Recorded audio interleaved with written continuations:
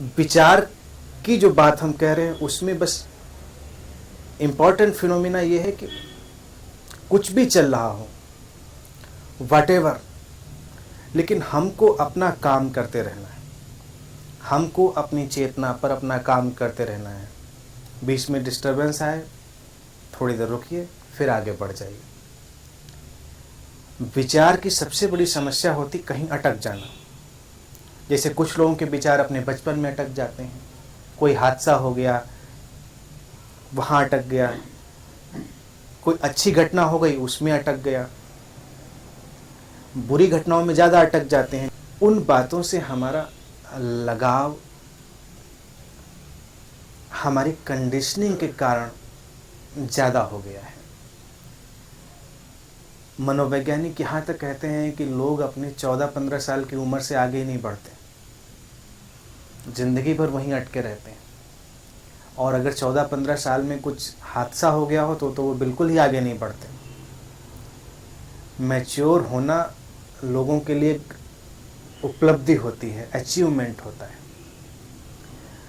अभी हमको कोशिश करनी चाहिए कि हम विचारों पर जब काम करें तो पहला काम ये करें, केवल उनको वॉच करें, उनको ऑब्जर्व करें, उनकी गतियों को देखें, उनके मोमेंट्स को देखें कि वो कैसे उठकर अपना कैसे कैसे काम करते हैं। तो इस पर एक ये ध्यान विधि भी है। अभी तो केवल हम उसको बता रहे हैं, उसको ध्यान विधि की तरह से भी आप लोग अप्लाई कर सकते हैं। बैठना पूरी सजगता से और ये देखना कि हमारे आंतरिक आकाश में विचार कहाँ से आ रहे हैं, कैसे आते हैं और कहाँ पर खो जाते हैं। अभी हमारे जो थॉट का सिस्टम होता है वो सिलसिलेवार नहीं होता। ऐसे अगर आप 1 मिनट सोचें तो 1 मिनट पे आप करीब करीब सैकड़ों बातें सोच जाएंगे। तो कभी इस पर प्रयोग करें, आप अपनी घड़ी सामने रखें, सेकंड की सुई देखें और केवल सेकंड की सुई पर ही आप अपना ध्यान रखे हुए हैं। ज़रा इस पर प्रयोग करके देखें और 1 मिनट वो पूरी होगी तब तक आप कितनी बार उसको भूल चुके होंगे, कितनी बार कितने ख्याल आपके अंदर एंटर कर चुके होंगे। ऐसे ही जब हमारी बातचीत होती है तो हमारी बातचीत ऐसी होती है जैसे एक विक्षिप्तता चल रही है। घंटे पर हम लोग बातचीत करते हैं, कभी उसको रिकॉर्ड कर लें और उसके बाद उसको प्ले करके सुने। हम कहाँ से शुरू होते हैं, कैसे कहाँ मुड़ते हैं, कहाँ जाके ख़त्म होते हैं। हैरान करने वाली बात, कम से कम एवरेज पर्सन 30-40 टॉपिक पे तो बात कर लेता है। एक बात निकलेगी, बात के बीच में खाना आ गया तो आप उधर चले जाएंगे, फिर कपड़े आ गए तो उधर चले जाएंगे, ध्यान आ गया तो कोई शब्द क्वाइन होगा और आपका मन उस शब्द को पकड़कर इधर उधर निकल जाएगा। एवरेज पर्सन एक सेशन जब बातचीत का करता है तो 30-40 टॉपिक पे बात करता है। अभी कितनी विक्षिप्तता है, हमने बातचीत तो की ही नहीं, हमने कहाँ कोई तथ्य स्पर्श किया। अब हम लोग जब सत्संग में बैठते हैं इंटीमेट सेटिंग में तो जितनी देर में बोल रहा हूँ उतनी देर में ही कितने लोग कहाँ कहाँ विचरण कर जाते हैं। कोई दुकान, घर, बच्चे, हॉस्पिटल और फैक्ट्री और ऑफिस, फिर लौट के आ जाते हैं आप। तो विचारों के लिए पहली जो ज़रूरत है उनको फॉलो करें। जैसे एक विचार जब जागता है तो उसकी एक लाइफ होती है, उसको उसकी अपनी लाइफ तक ले जाएं। वो एक बिंदु पर जाकर खुद ही समाप्त हो जाएगा, खुद ही एंड हो जाएगा। क्योंकि हम उसे कभी एंड नहीं होने देते, इसीलिए वो डोरमेंट हो जाता है, पीछे चला जाता है, पीछे से फिर एनर्जी लेता है और हम जब फिर सक्रिय होते हैं तो फिर वो बैकग्राउंड से निकल कर सामने आ जाता है। मान लीजिए आपको हिंसा का विचार आया। अब आध्यात्मिक लोग इस बात से बहुत घबराते हैं, उनको लगता है कि मैं आध्यात्मिक व्यक्ति हूँ तो मेरे अंदर हिंसा का विचार नहीं आना चाहिए, लेकिन आ जाता है कभी कभार। आपको किसी पे बहुत गुस्सा आई तो आपको लगता है इसको मार दें या इसको कोई नुकसान पहुँचा दें। तो बीइंग ए स्पिरिचुअल पर्सन हम उसको हटा देते हैं, नहीं, अच्छी बात सोचो, उसको क्षमा कर दो और उसके लिए प्रेम की भावनाएं रखो या प्रार्थना कर लो। ये सब तो आप आगे करें, अगले एपिसोड में। पहले एपिसोड में उस वायलेंट थॉट को आप फॉलो करें कि आप कहाँ तक उसको ले जा सकते हैं। सारी इमेजेस आपके सामने आएंगी, आप उन इमेजेस को कैरी करिए। एक बिंदु पर जाके वो एग्जॉस्ट हो जाएगा और एक्सप्लोड कर जाएगा, विचार खत्म हो जाएगा। उसके बाद आप एक रिलीफ महसूस करेंगे।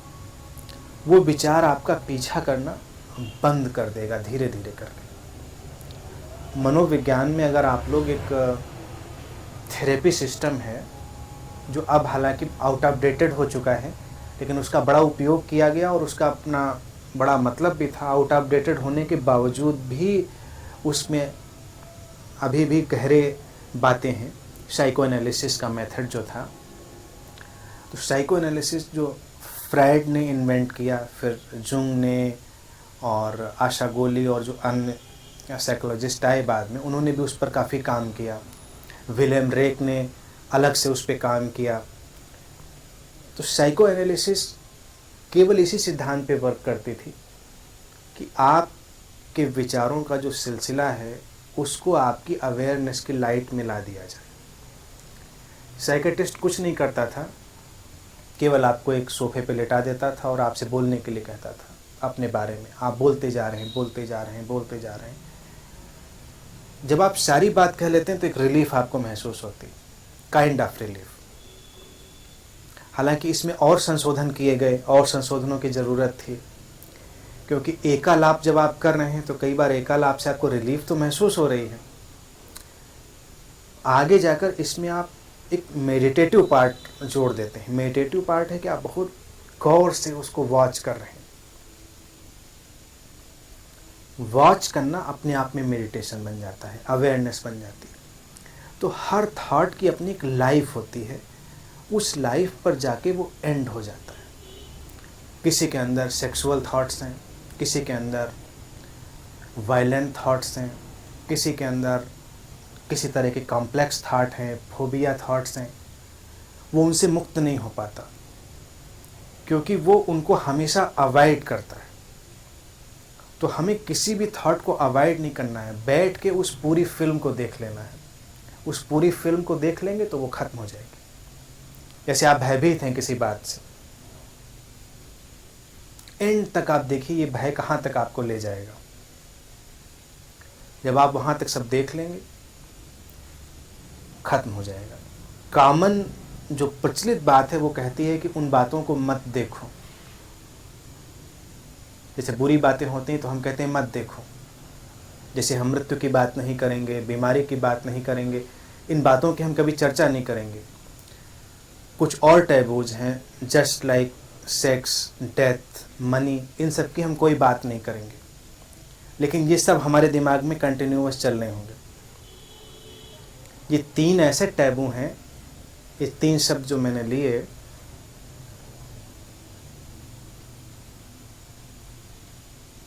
करीब करीब 10-20 सेकंड में इनमें से कोई न कोई विचार व्यक्ति के मन से ज़रूर गुजरता है, और इन पर हम कभी बात नहीं करना चाहते।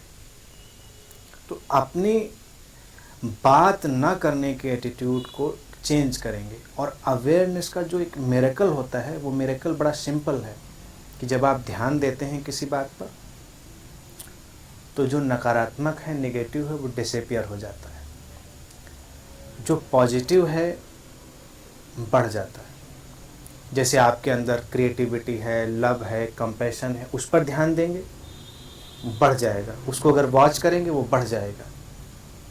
जितने डिस्ट्रक्टिव आइडियाज़ हैं, अगर उन पर आप फोकस करेंगे, उनको वॉच करेंगे, वो धीरे धीरे करके ख़त्म हो जाएंगे। वो बढ़ेंगे नहीं।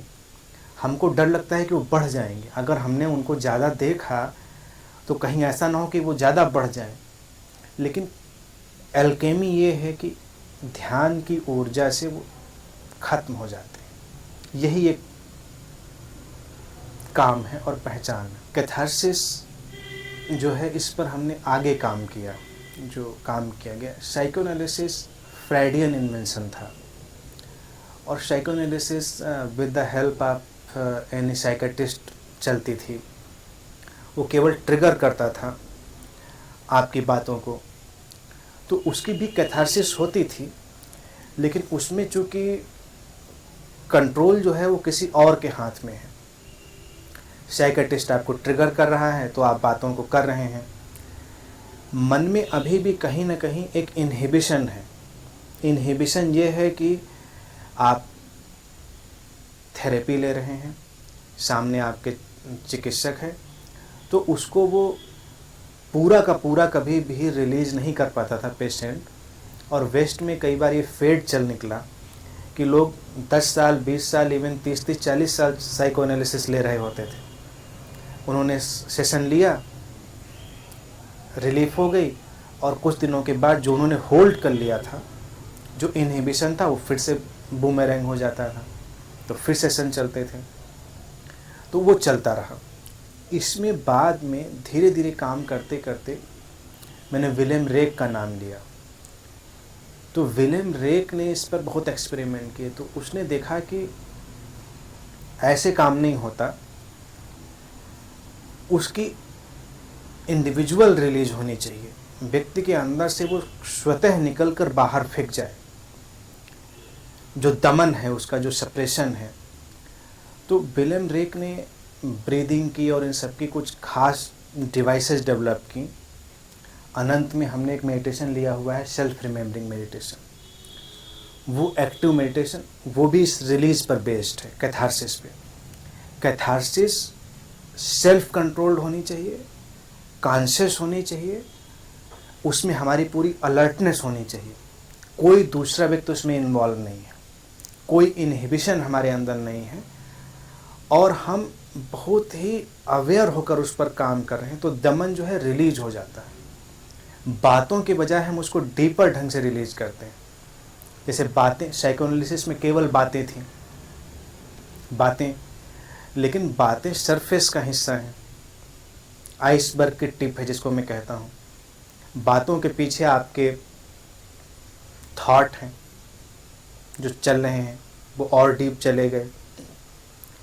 फिर आपके इमोशंस हैं, महसूस करने के आपके ढंग हैं, ये सब और डीप हो गए। तो इन सब की रिलीज चाहिए हमको, क्योंकि अभी हम बोल के हल्के हो लेते हैं, इसीलिए हम पार्टी में जाते हैं, डिस्को में जाते हैं, थोड़ा चीख चिल्ला लेते हैं, उछल कूद लेते हैं, रिलीफ मिल जाती है हमको। आजकल भी जैसे यंगस्टर्स हैं जिसको चिल आउट करना कहते हैं, तो क्या करते हैं, थोड़ा सा उपद्रव कर लिया, तो थोड़े से उपद्रव करने से आपको एक काइंड ऑफ रिलीफ मिलती है, ऊपरी लेयर।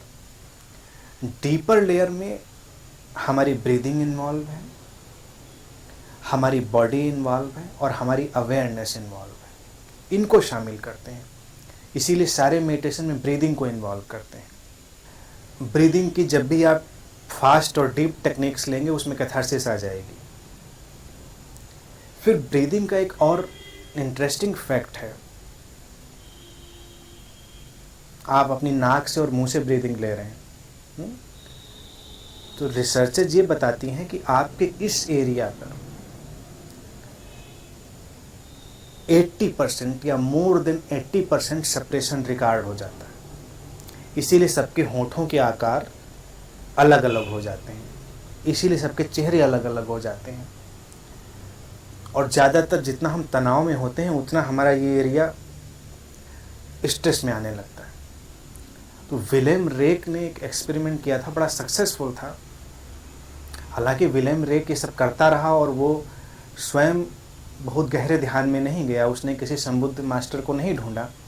पश्चिम की बड़ी भारी दुर्घटना है कि लोग सत्य तो बहुत गहरे खोज लेते हैं, लेकिन सत्य गहरे खोजने के बाद यू नीड समवन एनलाइटेंड, जो और गहरे ले जाए, अन्यथा उन्हें संभालना मुश्किल हो जाता है।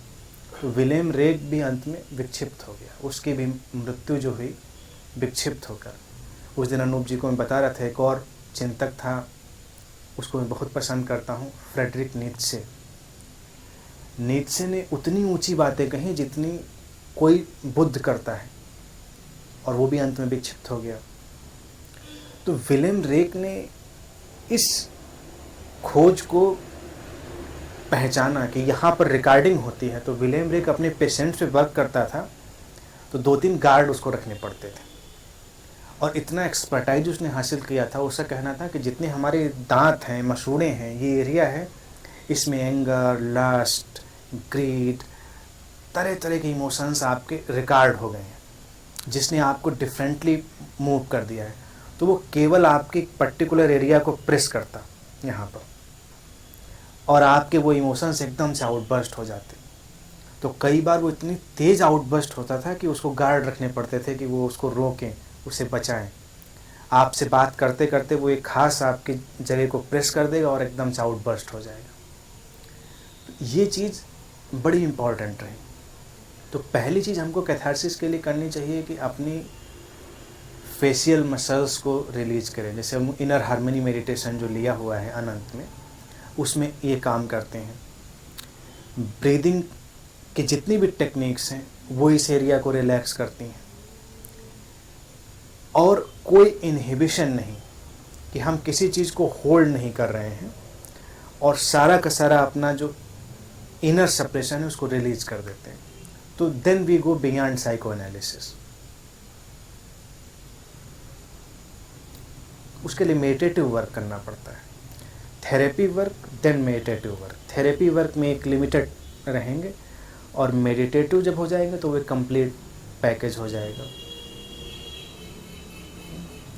यही विचारों का सिस्टम है कि वो बीज रूप में इकट्ठे हो जाते हैं, और जैसे एक बीज से फिर से पूरा जंगल बन सकता है, तो ऐसे ही एक विचार से फिर से विचारों का पूरा जंगल बन सकता है। तो विचारों को सीमित नहीं करना होता है, विचारों का साक्षी होना होता है। विचार कम होते हैं इनिशियली, जब और गहरे जाते हैं तो विचारों के आप दृष्टा हो जाते हैं। जैसे हमारे चारों तरफ हवा का एक वातावरण है, ऐसे ही हमारे चारों तरफ विचारों का वातावरण है। वो बह रहे हैं, वो हमारे नहीं हैं। जैसे हवा हमारी नहीं है, सांस जिस हवा में आप लेते हैं उसी हवा में सांस मैं लेता हूँ। जो हवा आपके भीतर से गुजरती वही मेरे भीतर से गुजर जाती, काइंड ऑफ यूनिटी मेंटेन करती। विचार भी ऐसे हैं, विचार हैं, आ रहे हैं, जा रहे हैं, आप उनसे पीछे हट गए, यू हैव बिकम विटनेस, साक्षी हो गए। विचार शून्यता जिसको कहते हैं वो एक मिथ है। बहुत सारे शास्त्रों में, ध्यान की किताबों में आप पढ़ते हैं कि विचार शून्य हो जाओ। तो विचार शून्यता से लोग समझते हैं कोई विचार ही नहीं आता, उस व्यक्ति के अंदर कोई विचार नहीं आता। जबकि तथ्य ये है कि अगर हम ये कहें कि मेरे अंदर से कोई हवा नहीं गुजरती तो हम मर गए, सांस नहीं चल रही। अगर कोई विचार नहीं गुजर रहा है तो आप जीवित नहीं है। ये बॉडी माइंड ऑर्गेनिज्म है। ये बॉडी माइंड ऑर्गेनिज्म जब फंक्शन कर रहा है तो जैसे हवा गुजर रही है ऐसे विचार गुजर रहे हैं। आप उनसे कुछ कदम पीछे हट गए हैं, उनको बस देख रहे हैं, वही विचार शून्यता है। तो शुरुआत में जब आप वॉच करते हैं तो थोड़ा सा विचारों पर प्रेशर पड़ता है तो वो स्कैटर्ड होते हैं। उस स्कैटर्ड होने में लगता है कि विचार अब नहीं आए। क्षण भर के लिए ऐसा लगा कि विचारों का एक झंझावात गुजर रहा था, एक तूफान गुजर रहा था, और एकदम से विचार खाली हो गए, लेकिन वो तुरंत ही फिर पलट कर आ जाएंगे।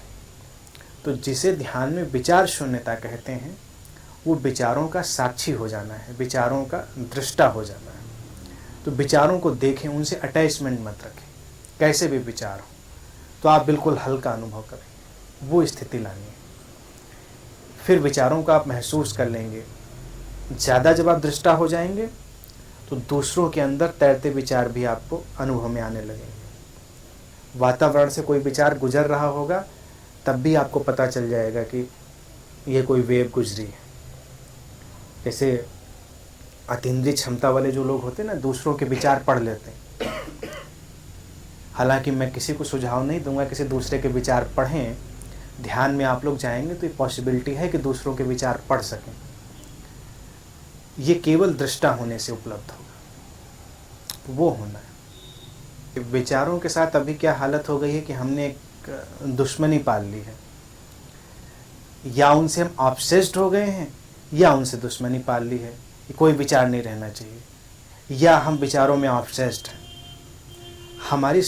हमारी जो संरचना है वो 3 तल से बनती है, बॉडी माइंड स्पिरिट, या बॉडी माइंड कॉन्शियसनेस, शरीर मन और चेतना। चेतना और शरीर के बीच में मन है, माइंड है। विचार वहाँ का क्षेत्र है, विचार वहाँ का इंस्ट्रूमेंट है, वो स्वयंभू है, सेल्फ बॉर्न्ड।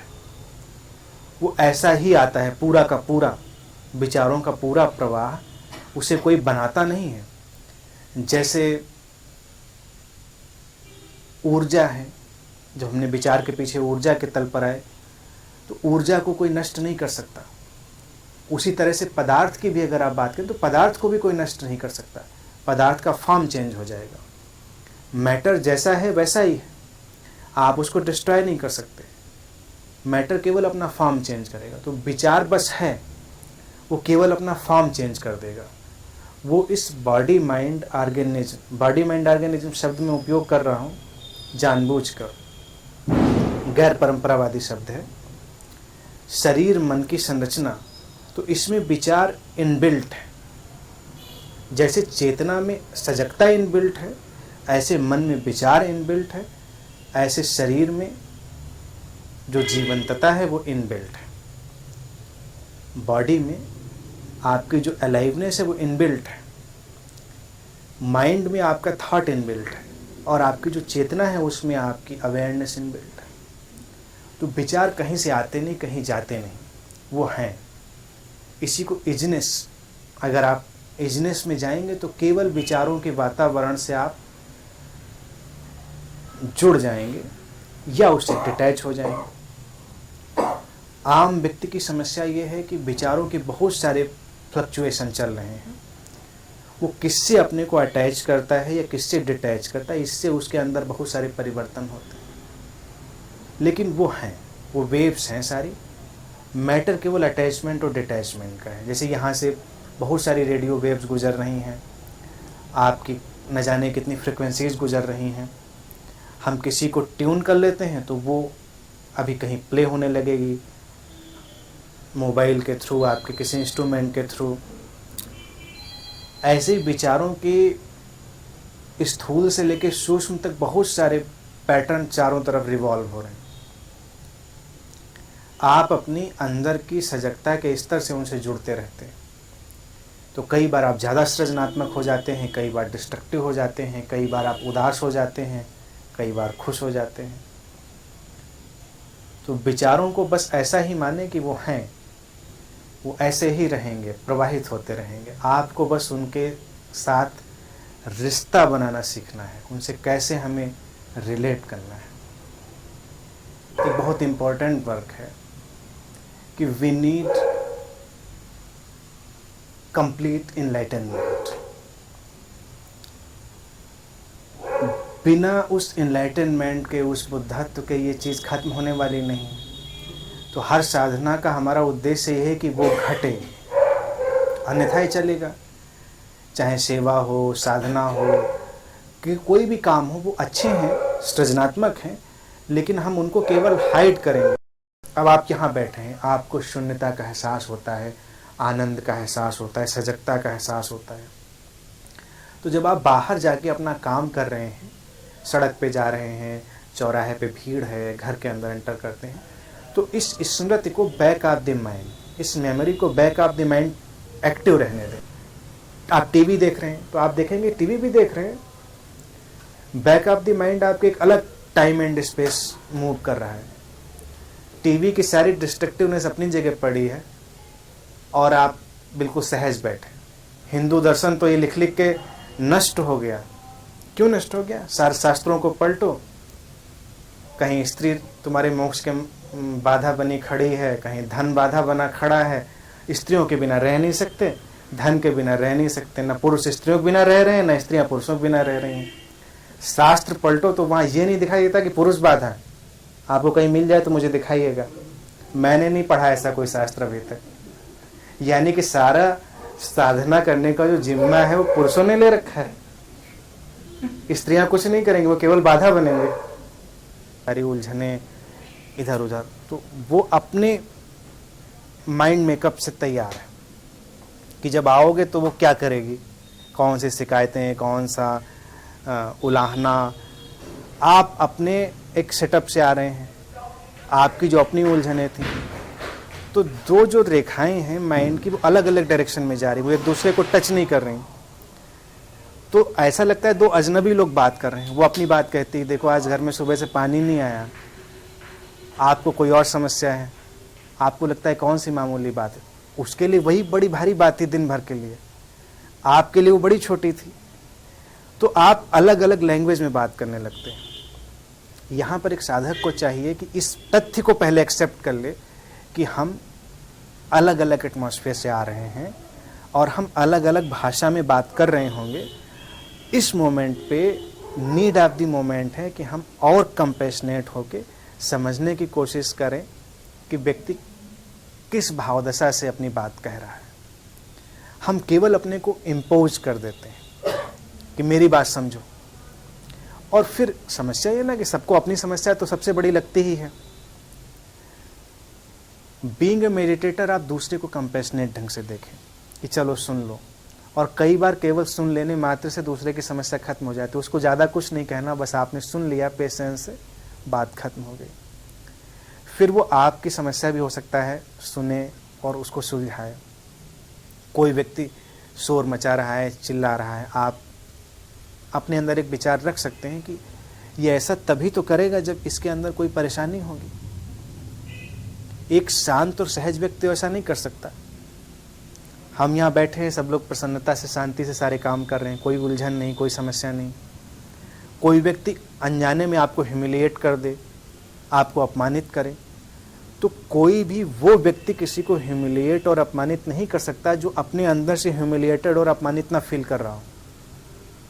वो कहीं हर्ट है, चोट खाया हुआ है, कमज़ोर है, इन्फीरियर फील कर रहा है, तो थोड़ा कंपैशन से उसकी ओर देखें। जब कंपैशन से देखेंगे तो उसका ह्यूमिलिएशन का जो ढंग है वो ठंडा पड़ेगा। और अगर ये कंपैशन आप कंटिन्यूअस अपने साथ कैरी करते हैं तो हो सकता है ऐसे मौके आए ही ना, या लीस्ट आएँ, और धीरे धीरे हो सकता है कभी ना आए। तो हमें एक ज़रूरत है, मैं सारे साधक मित्रों से कहता हूँ कि पहले कदम से कैरी द कंपैशन, कंपैशन को साथ लेके चलें और अच्छे मोमेंट्स की मेमोरी को अपने साथ रखें।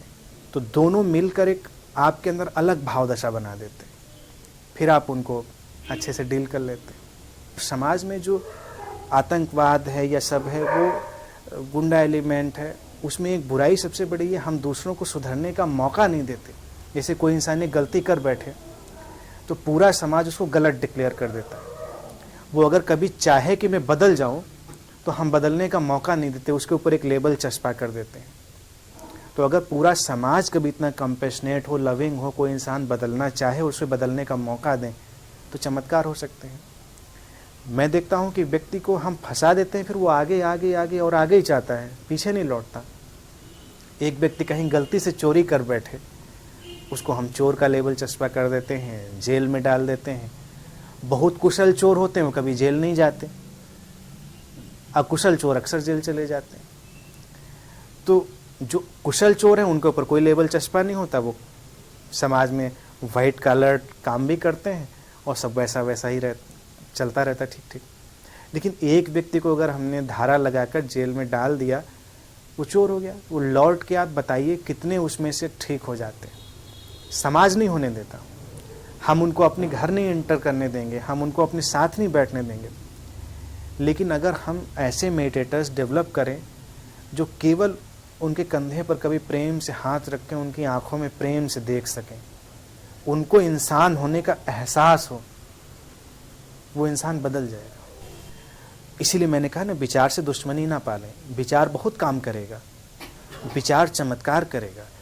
फिर जब आप एक स्तर पे पहुंच जाएंगे, जब आपके अंदर एक मैच्योरिटी आ जाएगी, तब आप विचार के प्लेटफॉर्म से आगे छलांग देंगे। जल्दी ना करें, वो आपका सॉफ्टवेयर है, आपके अंदर बहुत परिवर्तन लाएगा। और आपको ये बताऊं कि जितना मिरेकल वर्ल्ड आप चारों तरफ देखते हैं, वो सब थॉट ओरिएंटेड है। जहाँ कहीं भी चमत्कार आप देखते हैं, स्वास्थ्य से लेके और अतीन्द्रिय चमत्कार तक, सब विचार का खेल है। तो विचार की उपयोगिता बड़ी भारी है, तो उसको एक सीमा तक उपयोग करते हैं, फिर जब उपयोग कर लेते हैं, समझ लेते हैं, मैच्योर हो जाते हैं, फिर हम स्वतः उससे ऊपर चले जाते हैं। शुरुआत में ये सब चीज़ें उसको साधने के लिए हम कहेंगे किसी भी मेडिटेटर के लिए। जैसे अभी कोई व्यक्ति है, नया नया साधना कर रहा है, तो अचानक वो अगर बड़े अराजक वातावरण में चला जाए, केयाटिक एटमॉस्फेयर में, तो हो सकता है उसके ऊपर उसका सदमा लग जाए। तो उसको थोड़ा ग्रूम करेंगे। जैसे एक पौधा विकसित हुआ है, अंकुर फूटा है, तो कुछ दिन तक बाड़ लगा के उसको हम सुरक्षित करेंगे। फिर वो अंकुर बड़ा हो गया, डालियाँ ऊंची हो गई, अब उसे कोई जानवर नहीं खा सकता, कोई उसमें बच्चा आसानी से तोड़ नहीं सकता, बाढ़ हटा ली हमने, वो अपने आप बढ़ रहा है। तो विचार भी ऐसे हैं कि एक सीमा तक बाढ़ लगा के हमने सहयोग किया, जब आपकी चेतना का वृक्ष बड़ा हो गया, बाढ़ हटा ली हमने, अब विचारों के साथ हम खेलते हैं, उनके साथ प्लेफुल हो जाते हैं। अभी विचारों के साथ थोड़ा सीरियसली प्लेफुल होते हैं, समझ रहे हैं, सीरियसली प्लेफुल होते हैं। और जब पूरी व्यवस्था सध जाए तो सीरियसनेस हटा लेते हैं, इंटायरली प्लेफुल हो जाते हैं, फिर कोई चीज़ आपको प्रभावित नहीं करेगी। सीधी सीधी बात। तो मेमोरी है, लेकिन अभी मेमोरी को ट्रांसफॉर्म करना है, उसके बाद मेमोरी के पार जाना है। हम बहुत सारी किताबें जल्दी जल्दी पढ़ लेते हैं ना, संबुद्ध मास्टर्स की, और बहुत सारे प्रवचन सुन लेते हैं, तो कुछ लोग विचार को शुरू से ही छोड़ देते हैं। 3 कैटेगरी होती हैं विचारों की। आप पहले विचारहीन होते हैं, फिर विचारवान होते हैं, फिर विचार शून्य होते हैं। फर्स्ट बिलो द थॉट, फिर थॉट, फिर बियॉन्ड थॉट। 3 तल हैं। तो जो व्यक्ति विचारहीन है, जिसके अंदर कोई विचार ही नहीं, तो ऐसा नहीं बड़ी अच्छी स्थिति में है। विचारहीन को विचारवान होना है, विचारवान को फिर प्राणवान हो जाना है। एल्विन टॉफलर ने एक बुक लिखी थी, तो लास्ट बात आज की कह रहा हूं। तो उसमें उन्होंने कहा था कि हमने एक सभ्यता में यात्रा तय की है। पहले मसल पावर होती थी, मसल पावर रूल करती थी, जिसके पास जितनी शारीरिक शक्ति है वो समाज में ओवर रूल करता था। कबीले हैं आदिम जगहों पर। फिर धीरे धीरे जब विकसित होती गई सभ्यताएं, कल्चर डेवलप होता गया, तो मसल पावर को मनी पावर ने ओवर रूल किया। फिर जिन लोगों ने संसाधन जुटा लिए, जिनके पास धन आ गया, उन कबीलों में ही जो लोग शक्तिशाली हो गए सामग्री के माध्यम से, फिर वो ओवर रूल करने लगे, वो मुखिया बन गए, लीडर बन गए। तो नेतृत्व धन बनाता था। पुराने इतिहास को अगर आप देखें तो नेतृत्व करने का एक ही जरिया था कि आप धनी हैं। पुराने जगह में कह देते थे ना, एक संस्कृत में कहते हैं महाजनों येन गता सपंथा। तो महाजन को अब आप कैसे भी इंटरप्रेट करें, लेकिन पुरानी कहावत धनी लोगों के ओर इशारा करती है। और आज भी आप उनको बड़ा आदमी कहते हैं, अनजाने में वो हमारी कंडीशनिंग में चला आता है। फिर एल्विन टॉफलर लिखता है कि मनी पावर को, अब जब हम 21वीं सदी में जंप करते हैं, तो मनी पावर को ओवर रूल करता है नॉलेज पावर, ज्ञान। आज जिसके पास ज्ञान है वो शक्तिशाली है। हर धनी व्यक्ति को ज्ञानी व्यक्ति की जरूरत है। आप फैक्ट्री डालेंगे, चलाएंगे कैसे? धन है, आपको मैनेजमेंट के लोग चाहिए, आपको अच्छे प्लानर चाहिए, आपको अच्छे थिंकर चाहिए। तो जिसके पास नॉलेज है वो रूल कर रहा है, जिसके पास थॉट है किसी भी फील्ड में, यहाँ तक वो बात कहता है। इसमें फिर मैं एक नई बात ऐड करता हूँ कि अब समय और चेंज हो रहा है। फिर जिसके पास पावर ऑफ कॉन्शियसनेस है, चेतना की शक्ति है, वो नॉलेज वाले को ओवर रूल करता है। क्योंकि नॉलेज भी एक सीमा पर जाकर लिमिटेड हो जाता है, स्टक हो जाता है। चेतना नॉलेज को अर्जित करती है और नॉलेज से परे चली जाती है।